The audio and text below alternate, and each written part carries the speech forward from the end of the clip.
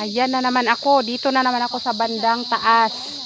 Ang aking kinukuha ay nanguha ko ng mga shell. Dito sa ilog ito. Kahapon kasi nanguha kami sa dagat. Ngayon nasa ilog kami. Ang aking kinukuha dito ay tubing-tubing. Ayan o, meron pa akong kukunin na 3 piraso. Magkalapit lang sila. Yan guys, ayan. Ay, ito. Ito. Tapos ito, 2.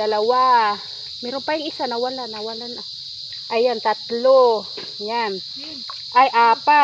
Yan, 4. Magkatabi lang sila guys. Ang tawag naman dito is tubing-tubing. Ayan. Hugasan ko yan mamaya. Makikita nyo kung ano yung tsura niya pag malinis na. Tubing-tubing parang suso siya guys. Oh. Pinupulot lang. Hinihingal ako at saka pinapawisan. Dahil ang tagal ko nang hindi nakabalik dito. Maliliit pa yung mga anak ko. Ngayon ay 25 na yung panganay ko. Mga 22 years na bago ako nakapunta dito. Tinatry ko lang po. Hindi lang tinatry. I-try para may ulam, makalibre ng ulam, makatipid. Ito yung sinasabi na kung wala talaga tayong pera, pumunta lang tayo, magsipag lang tayo, pupunta tayo sa ilog, pupunta tayo sa dagat at may mahuli tayo, may pang-ulam na tayo ng buong isang araw, 3 kainan, di ba? Kaya hindi po dahilan na nagugutuman tayo. Kailangan lang din nating magtiyaga at magsipag.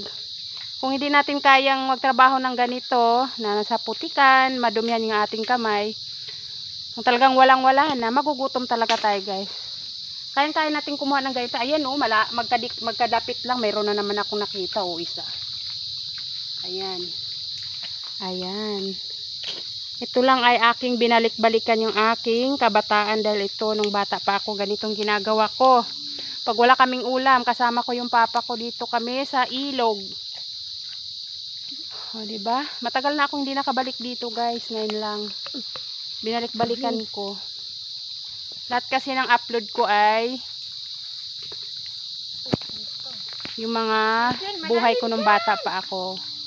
Kumbaga, ina-upload ko. Ginagawa ko din talaga ito. Hindi lang ako nag-upload for reels or pang video lang. Ginagawa ko to para makikita din ng iba. Na marami po tayong makapagkuhanan ng ulam. Hindi lang kung walang pera, ina-stay din na tayo sa bahay. Punta po tayo sa ilog, punta tayo sa dagat. Marami tayong pwedeng gawin para maitagoy yung ating sarili. Hindi katwiran na mahirap ang buhay, nagugutuman tayo, hindi po. Dito ay marami kaming nakukuha dito. Salamat sa panood. Bye-bye. Ayan yung masisipag kong kasama, walang kaartihan sa katawan.